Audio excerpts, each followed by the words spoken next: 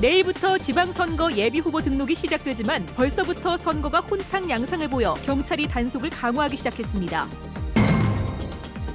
지난해 요양보호사가 치매 환자를 폭행해 충격을 줬는데요. 오늘 새벽 또 요양병원에서 환자가 폭행을 당해 의식불명 상태에 빠졌습니다.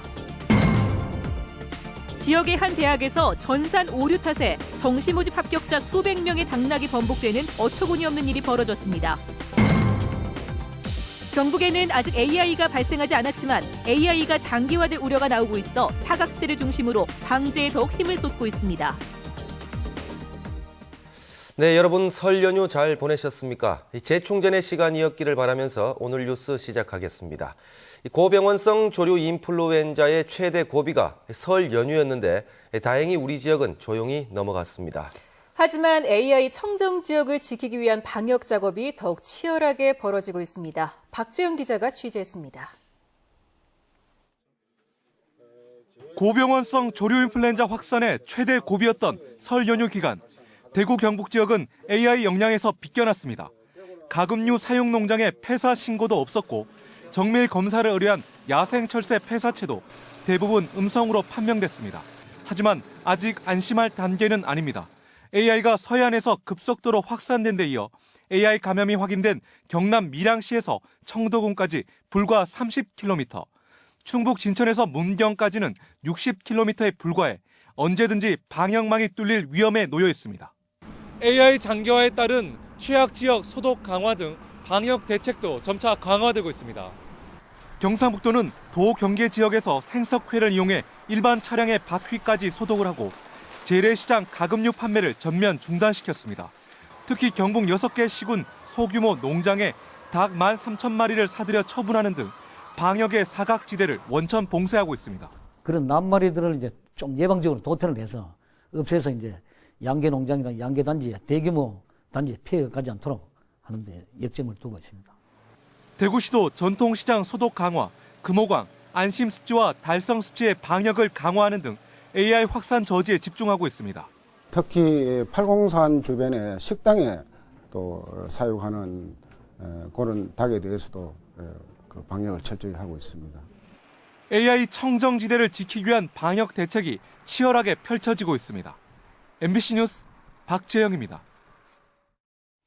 지난해 대구의 한 요양병원에서 치매 노인 폭행 사건이 발생해 충격을 주었는데 이번에는 정신병원에 입원 중인 30대 환자가 병원 직원에게 폭행을 당해서 혼수 상태에 빠지는 일이 벌어졌습니다. 엄지원 기자가 보도합니다. 건장한 30대 남성이 혼수 상태로 이 병원에 실려온 건 어제 새벽 4시 40분쯤. 눈 주위가 찢어지고 부풀어 올라 얼굴 형체를 알아볼 수 없을 정도입니다. 영주의 한 정신병원에 입원 중이던 38살 전모 씨는 어제 새벽 20대 병원 직원에게 무차별 폭행을 당했습니다. 새벽에 잠을 자지 않고 병원 복도를 서성인다는 게 폭행의 이유. 잘 땐 자줘야 되는데 혼자 이제 왔다 갔다 그러고 이러면 다른 사람들이 이제 못 자니까 들어가서 자라 뭐 이러면서 이제 좀 트러블이 생겼던 것 같아요. 의식불명에 빠진 전 씨는 키 180cm의 건장한 체격이었지만 양팔이 묶인 채 당한 무차별 폭행엔 속수무책이었습니다. 몸자국 있는 거 보니까 묶어놓고 때렸던 것 같아요. 병원이라고 믿고 이렇게 했는데 병원이라는 데가 약자 보호해주는 데잖아요. 이 병원에는 현재 170여 명의 정신질환 환자들이 입원 중입니다. 평소에는 이 같은 폭력이 벌어지지 않는다고 병원 측은 설명했지만 양팔이 묶인 채 당한 폭행에 대해선 제대로 된 해명을 내놓지 못했습니다. 제가 성질이 나는 대로 그냥 우리 아기다 그냥 막 그냥 했던 게 배요. 그렇게 저렇게 됐죠. 경찰은 병원 직원 22살 권모 씨에 대해 내일 중 구속영장을 신청하는 한편 해당 병원에서 유사한 환자 폭행이 없었는지 수사를 확대하고 있습니다. MBC 뉴스 엄지원입니다. 대구시는 대구국제학교를 감사한 결과 지난해 1월 대구국제학교 이사회가 임금 인상률을 3%로 정했지만 학교 측이 교사 10여 명의 지난해와 올해 임금을 7%에서 12%로 올렸고 장학생 선정위원회를 운영하지 않고 장학금을 지급한 것으로 드러났습니다. 또 3천만 원 이상의 용역 계약을 할 때 일반 경쟁에 붙여야 되지만 2011년과 12년에 3천만 원이 넘는 용역 2건을 수의 계약했다고 덧붙였습니다. 경상북도가 올해 사상 최대 규모로 지방 공무원을 뽑습니다. 임용 시험을 통해 1,050명을 뽑는데 지난달 2일 채용 공고한 사회복지직 106명을 포함하면 일반직 신규 채용이 1,156명으로 경북 지역 역대 채용에서 가장 많습니다. 올해 시험은 직종 직급별 전형 방법에 따라 경력 경쟁이나 공개 경쟁으로 치러지고 도 본청에 17명, 시군에 1,139명의 신규 공무원을 배치합니다. 오는 6월 4일 지방선거를 앞두고 내일부터 예비 후보자 등록이 시작됩니다. 그런데 벌써부터 선거법 위반 사례가 속출하는 등 선거가 혼탁 조짐을 보이고 있어 경찰이 집중 단속에 나섰습니다. 이상원 기자가 보도합니다. 오는 6월 대구시장과 경북도지사 선거에 역대 선거 가운데 가장 많은 후보가 나올 것으로 보이는 등 기초단체장과 광역 기초의원 선거에도 후보가 난립할 것으로 전망됩니다. 이에 따라 선거 분위기가 조기에 과열되면서 불법 행위 등 부작용이 속출하고 있습니다. 특히 경북 지역의 경우 6월 지방선거와 관련해 선거법을 위반해 선관위로부터 조치를 받은 사례가 전국에서 가장 많은 것으로 나타나는 등 벌써부터 혼탁 양상을 보이고 있습니다. 중앙선거관리위원회 자료에 따르면 6월 지방선거와 관련된 전국 시도별 선거법 위반 사례는 지금까지 1,064건, 이 가운데 경북이 159건으로 가장 많고 전남, 경기, 충남 순으로 나타나고 있습니다.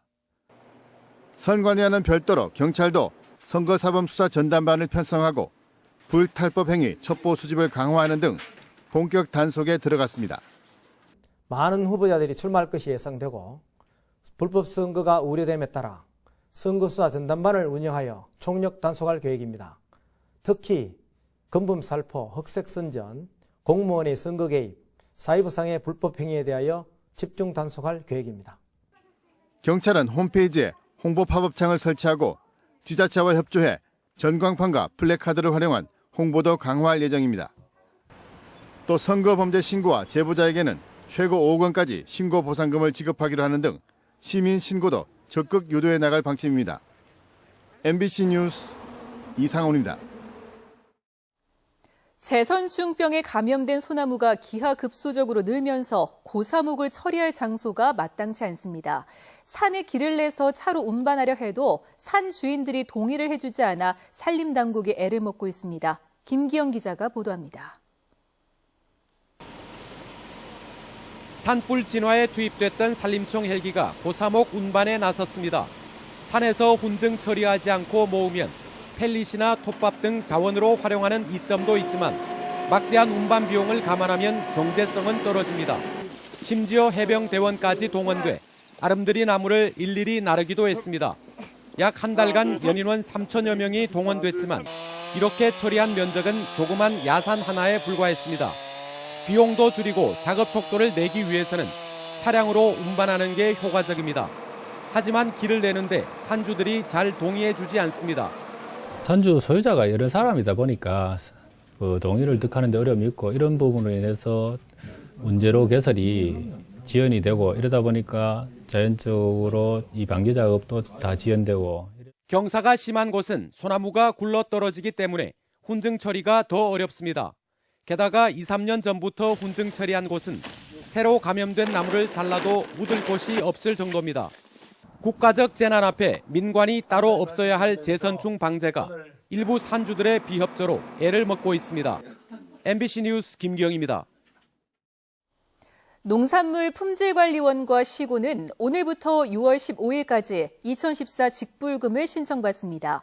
올해부터는 농업인들의 편의를 위해 농업경영체 등록과 쌀밭 조건분리 직불금을 통합해 한 건으로 신청받으며 농산물 품질관리원은 마을별로 일정을 정해 방문 접수 서비스도 실시합니다. 신청 결과 지급 요건에 맞는 농업인에게는 헥타르당 쌀은 평균 90만 원, 밭은 40만 원, 조건 분리 지역 직불금은 50만 원이 지급됩니다. 네, 요즘 대학 정시 모집 합격자가 발표되고 있는 가운데 지역의 한 대학에서 정시 모집 합격자 수백 명의 당락이 번복되는 어처구니 없는 일이 벌어졌습니다. 어찌된 영문인지 윤영균 기자가 보도합니다.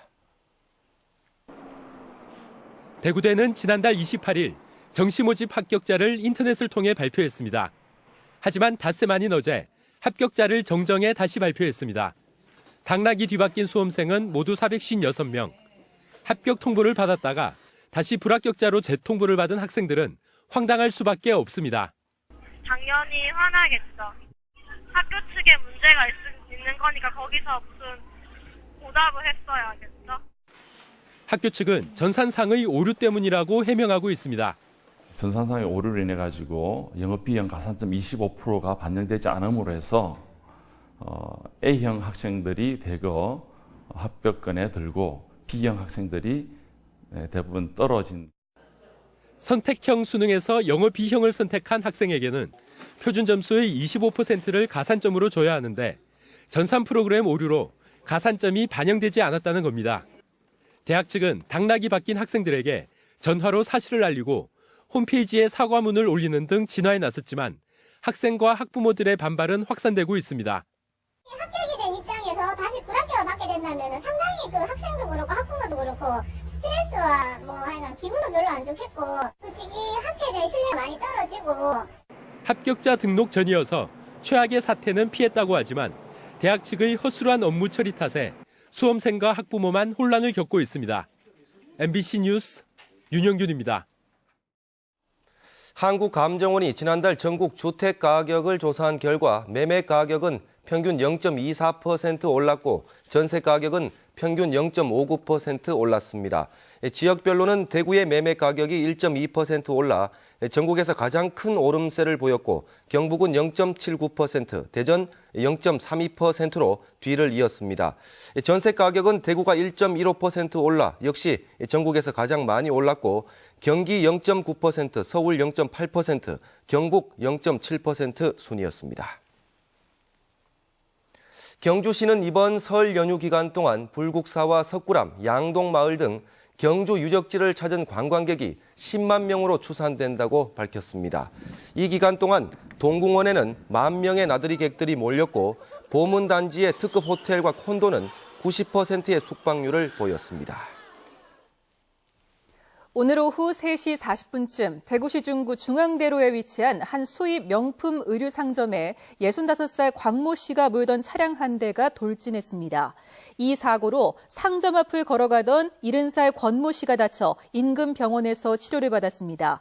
경찰은 곽 씨가 운전 미숙으로 사고를 낸 것으로 보고 정확한 사고 경위를 조사하고 있습니다. 운전면허 행정처분에 대한 특별 감면이 실시됩니다. 이번 특별 감면 대상은 지난 2009년 6월 30일부터 2013년 12월 22일 사이에 도로교통법을 위반해 운전면허 벌점이나 운전면허 정지, 취소 등의 행정처분을 받았거나 일정 기간 운전면허 시험을 못 치는 사람들입니다. 하지만 이 기간 동안 음주운전을 했거나 음주 측정에 불응한 경우 뺑소니 운전자나 단속 경찰 공무원을 폭행한 사람들은 이번 특별 감면에서 제외됩니다. 대구 달서경찰서는 빈집에 들어가 상습적으로 금품을 훔친 혐의로 45살 성모 씨를 구속했습니다. 성 씨는 지난해 12월부터 최근까지 11차례에 걸쳐 낮에 빈집에 침입해 현금과 귀금속 등 1,500만 원 상당의 금품을 훔친 혐의를 받고 있습니다. 경찰은 일정한 직업이 없는 성 씨가 생활비를 마련하기 위해 절도를 한 것으로 보고 여죄를 캐고 있다고 밝혔습니다.